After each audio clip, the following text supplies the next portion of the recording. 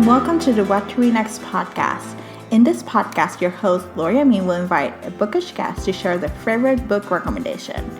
If you share a passion for books and always looking for your next read, then join us. Welcome to the What to Read Next podcast. Today's bookish guest is Ana from RomBkPod, the podcast. Hi, Ana. Hi, Laura. Hi, so happy to have you here. Just tell us a little about yourself. I'm Puerto Rican, born and raised, and an avid reader since I was 10 and discovered the Babysitter's Book Club books. And I've been reading romance for about 10 years. I am a librarian, so I've been reading lots of different things for many years. But right after grad school, I sort of fell into romance and first was a reader, then a reviewer, and now a podcaster. I love it. So first of all, what part of Puerto Rico are you from? I'm from Guaynabo, which is part of the San Juan metro area. Yep, I'm from Carolina. So. Okay. Yeah. Though when I go back now, I have a place in Maunabo on the southeast side. So that's my heart right now. Is like, I want to be there. But I'll have to settle for my back deck till we can travel again. Yeah, me too. I was thinking, I was planning to move back to where it's like, I miss home, I miss my family. It's like, it's one of the things. So yeah, I'm pretty lucky. My sister and my mom are both in my town here in Western New York. Okay. So I can, we make sofrito and we get together and do all that kind of stuff. Yeah, I've been doing cooking classes with our mom on WhatsApp, like basically into there's stuff that in Chicago, it's the area that I live is there's not a lot of landmarks yet, so I have to seek them out. And because we're a stay-at-home order, it's a little harder. So I've been asking her to mail me like cubito de pollo, café. My husband's a pastor, and we lived in Alberta, just north of Montana, for 5 years in the prairie. And I would ship myself cans and bags of beans, pink beans. I could not get pink beans.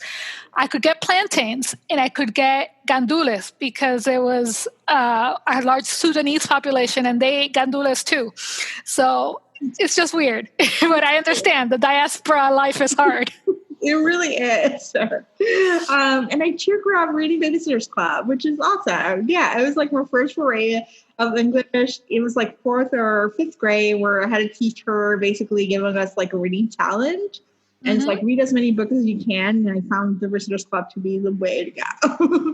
Well, for me, I was in a Spanish language school till 3rd grade. When the spot opened up at the school I ended up in, and it was all English. And so I did like a summer intensive, and then here I'm 10 years old, been in education in Spanish my whole life, and suddenly, boom. Even though all my teacher was from Kansas, didn't speak any Spanish. And so I spent 30 weeks for like completely lost until somebody sent me the Troll book order. And I remember looking, Troll was like Scholastic before Scholastic book. And I ordered the Babysitter's Club. That was like the first book I read in English. Oh my gosh. So that's amazing. Yeah, I think I got it from Toys R Us. Like it was one of those things where like they didn't sell them. We didn't get the Scholastics, and I found them in Toys R Us, and I was like, I needed to read English for English class. My teacher was Cuban, but she didn't speak any Spanish to us. So she made it a point that we needed to speak English at all times. So that was like how I got introduced with it. And then I found out Sweet Valley High. So those were the books that I just got. And then I just went to the bookstores and they had them. And I was like, I just kept buying them and just reading them. I think I had like 100 of them by the time, they were all like, before I was completely done with them. I mean, I was probably like way too old to be reading them, but I was attached to them. So I'm actually really excited of the television series that's coming. That we'll see how, it's interesting watching as a school librarian, I see kids falling in love with the books as graphic novels now. Yeah.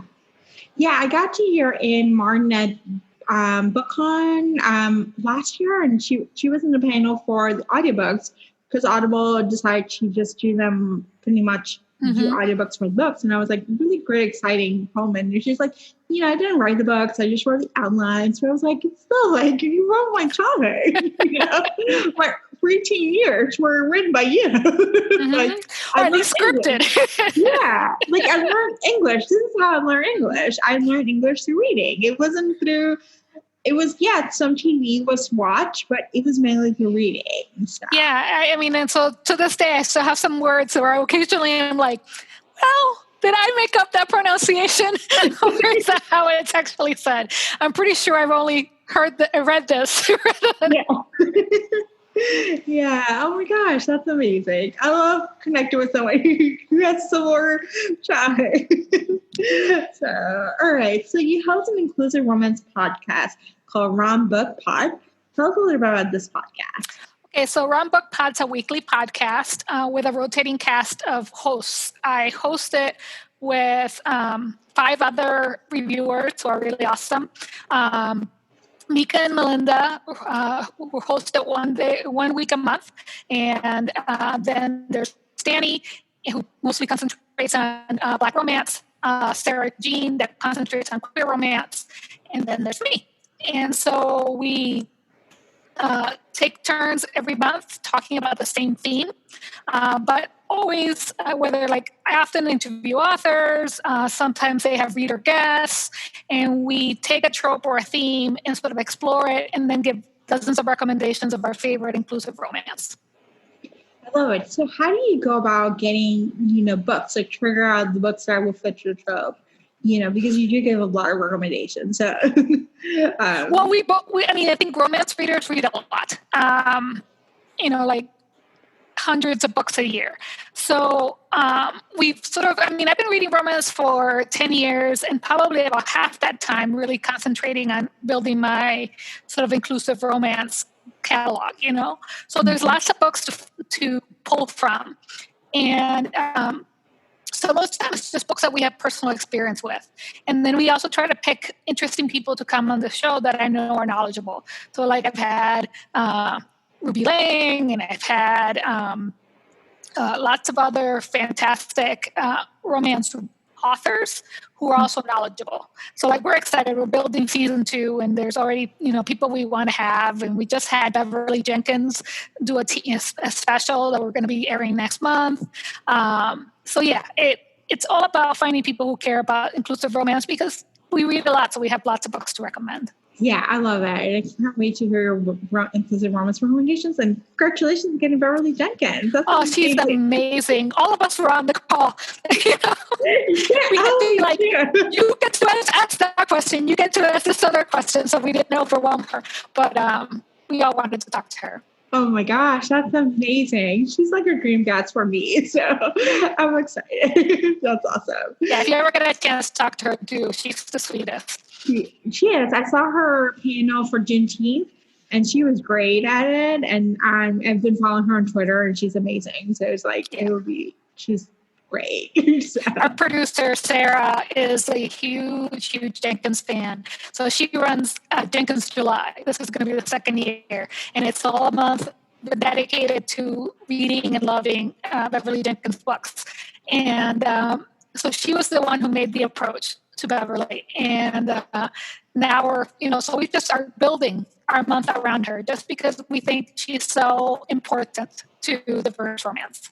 Yeah, she is. So amazing. So what do you hope your listeners to get from listening to your show?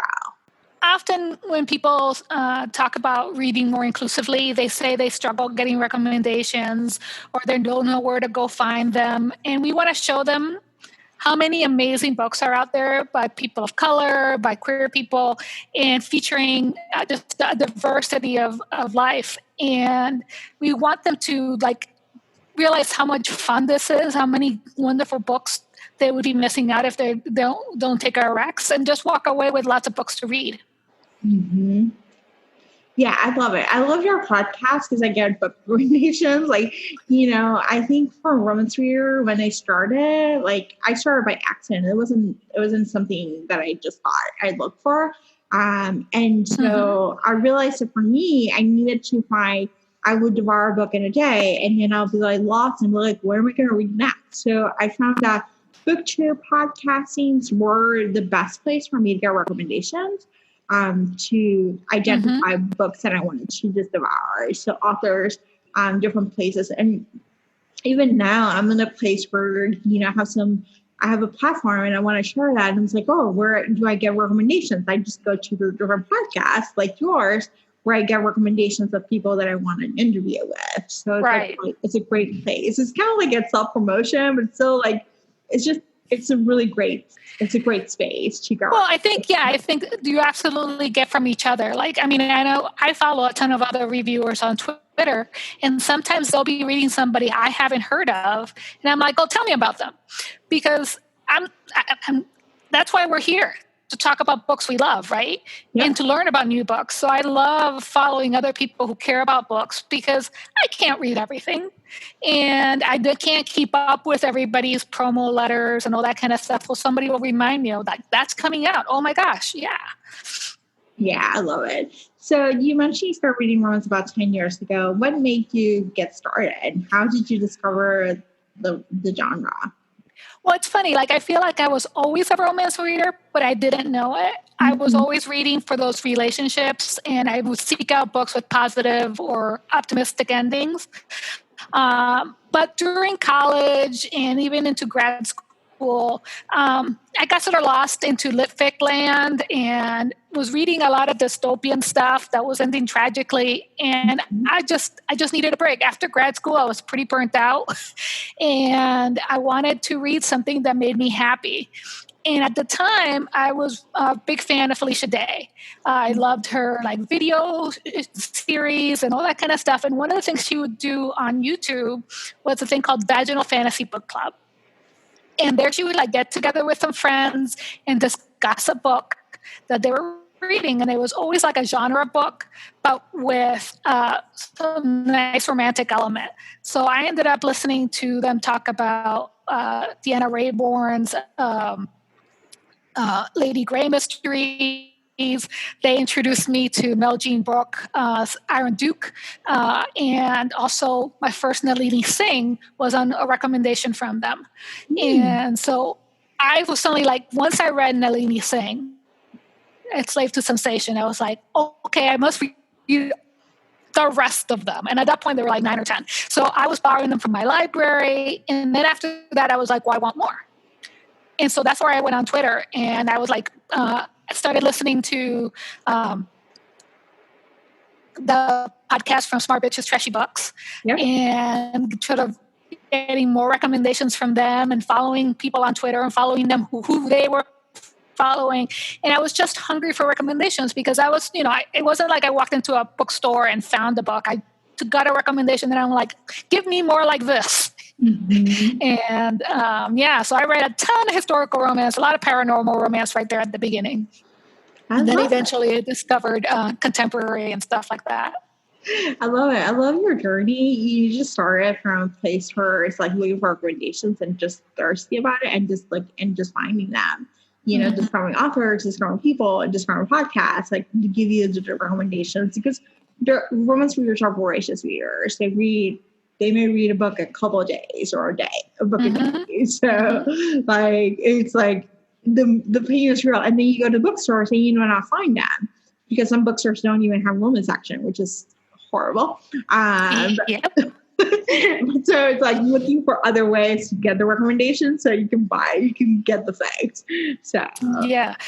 I mean, I can't believe the people who navigate Amazon or Barnes & Noble ebooks without somebody to recommend books to. I mean, there's hundreds of thousands of books, and they can all sound the same, and quality varies. And so I really depend on finding other people who have similar tastes. One half of the writing duo of Kiroka is Bree, and Bree, she goes as mostly Bree on Twitter. She and I really share a common love on some science fiction. So if she reads a science fiction book, I'm like, oh, let me try that one. I'm likely to like it. There's a woman named Lily from Georgia who loves unlikable heroines. I follow her. And so she gets really excited about some heroine who's just pissing everybody off. I'm like, I got to read that one. It becomes that sort of community of finding people who share your likes. I love it. Yeah, I gotta play with Twitter a little bit further. I think I'm intimidated.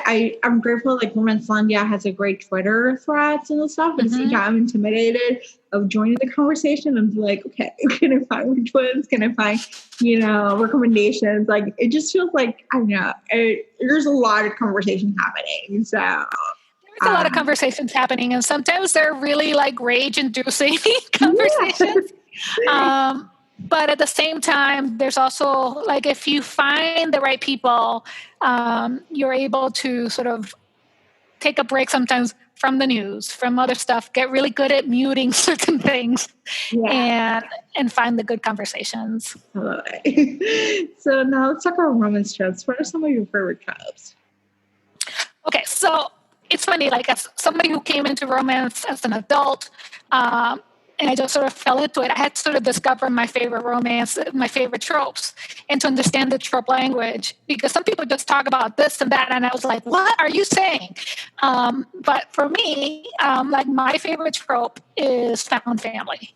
I find it a lot in books where somebody's transplanted to a new place. Hello, I'm in the diaspora, right? I left my home and made now new connections and new friends. So I find that books where somebody has found a new community, finds acceptance, finds some place to belong, is really important to me. So I love, as I had a podcast for them, Kit Roca's Beyond Books. It's queer found family. It's these bootleggers who are just trying to like make a buck and end up starting a revolution. And it's amazing how the book grows and the feminism in the book and how you start from like these sort of gruff people to sort of really understanding with the importance of love and affection for each other. So that's my journey on the Beyond books. Another book I really love, an author who does this really well, is Rebecca Weatherspoon. Mm-hmm. She has many books with really great family. I most recently read her Zenny, and that one's about a woman who comes to her aunt's home to sort of take care of closing down the estate, and starts to her aunt's found family in this upstate New York community, and discovers a lot about herself and other people. And it's just a lot of fun, super sexy, and really great romance hero. So yeah, found family is my jam. But I also love widower tropes, so like new love after loss. I love seeing books where somebody is rebuilding their life and finding new love after a big loss. So Alicia Ray is one of my favorite authors. Alicia Rai. I always screw up her last name. And my favorite book by her is Wrong to Need You. And that one is actually like Second Chance, which is another favorite trope. And widow finding love again. And it's, she had married his older brother, and he had left town for 10 years and comes back, and he's still in love with her. And they sort of have to get to know each other again and get over the missed opportunities and all that kind of stuff. And it's plus family drama and next like crazy. I love that book, by the way. I love it. It's so good.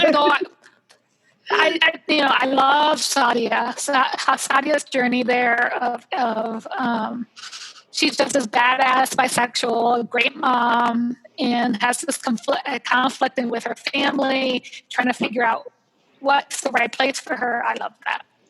Yeah, it's a good one. I mentioned that I love Second Chance. And again, I think it's part of that whole sort of one of the things our romance does well sometimes is sort of like reestablishing justice in the world, or having wrongs righted. And I love second chances for sometimes, people have misunderstandings and bad situations happen in their lives and they're torn apart. And so I love stories where people grow and change and find a new way to reconnect.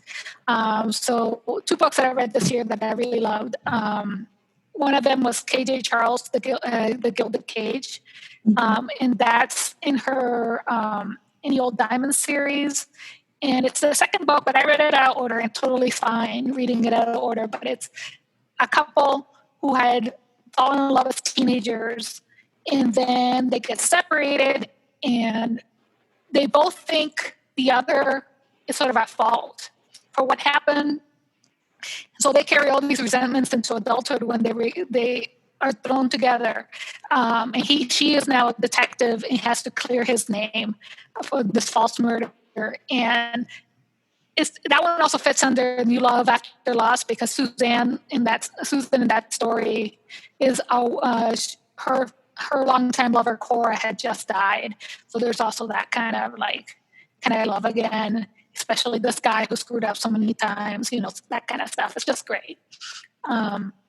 And I also read Ruby Lang's House Rules this year, which I also love. The whole Uptown collection has a bunch of tropes I love, like fake relationship and rivals to lovers. But the House Rules, which is the last book in her novella set, is a couple that had been married, and the wife felt sort of suffocated and stuck and needs to leave and can't ask him to go. And so they break up.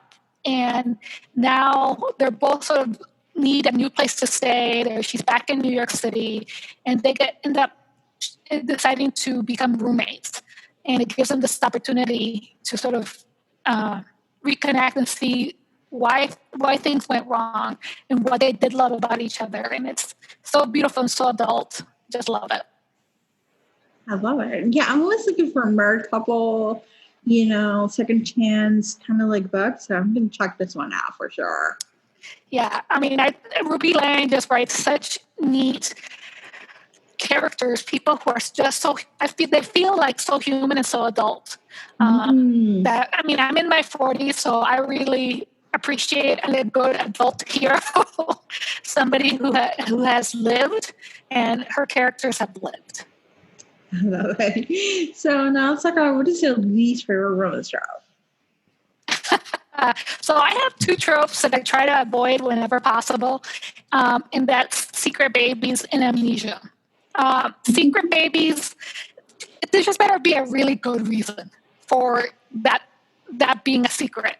And I mean, it's funny. I mean, lots of people have secret babies in their life, but it's sort of, sometimes so much in romance, it's an intentional choice, and I'm never really comfortable with that. But the one person who has convinced me it's a doable trope is the great Beverly Jenkins. I was reading Destiny Surrender, and in that one, Billy is a sex worker in San Francisco who she sort of loves, she has a really great relationship with this one guy that she always sees. And then he's like, well, I'm off to Mexico to find my wife. And off he goes, never learning that she's pregnant. And she doesn't want to burden him with that, doesn't want to like destroy his engagement, but somebody's coming after her. So somebody wants to take her baby away from her. So she ends up going to seek sanctuary at his ranch and actually walks into the middle of his engagement party. And it is such a fierce heroine who just is going to do the right thing for her baby. And also, it's not going to make it easy for Drew because she's not there to fall in love with him or steal him from somebody. She's there to protect her baby. And it's just, I love her. And the other one I hate mostly is amnesia stories, because there's often like an element of deception. Somebody is lying to somebody else. And one book I read recently that did it really well was Alyssa Cole's The AI Who Loved Me. And if you have an opportunity, listen to it, because the audio production, it was originally an Audible original, is amazing. It has great cast of all these fantastic people, including Mindy Kaling. But it's basically, it's the story of a AI who's, sort of basically learning to be human, and a person who has these big gaps in their memory. And as they start interacting, for a long time, they don't know these things about each other, and it causes all this miscommunications and funny moments. But eventually you figure out that there's a history between them, and it's just mind-blowing and amazing. And I'm like, okay, fine, amnesia can work. I feel like, yeah, I really loved the production for the AI Who Loved Me. It was just like fantastic audiobook to listen. It wasn't that long. It was like 6 hours to 7 hours. So it was really good. It had a couple of twists and turns. Like, it kept you on the edge. It kept me on edge, and it's great at I think, like, the world building she just threw out in paragraphs. I'm like, wait, go back to that. Yeah. I want to know more about what's happening in your crazy world. Yeah. Yeah, it was a good one. So that's a good recommendation. So, and you love paranormal romance. What have been some of your favorite books this year? Okay, so, Nalini Singh was one of my entry points into romance, and Alpha Night has just come out, and it's, I think, the fourth book in her new sequence of side changeling books, and it's pretty much her world. I mean, you can enter into those books with Silver Silence, which is the first of the second set, but honestly, I recommend all of them. But in Alpha Night, you get this amazing story of consent. It features a hero who has been persistently sort of emotionally violated and mentally violated as a child. And you really see how important it is to respect somebody else's boundaries. So, like the first ever Slaves to Sensation, there's a lot of pushing boundaries and looking back at it, you're like, wow, that's a little iffy.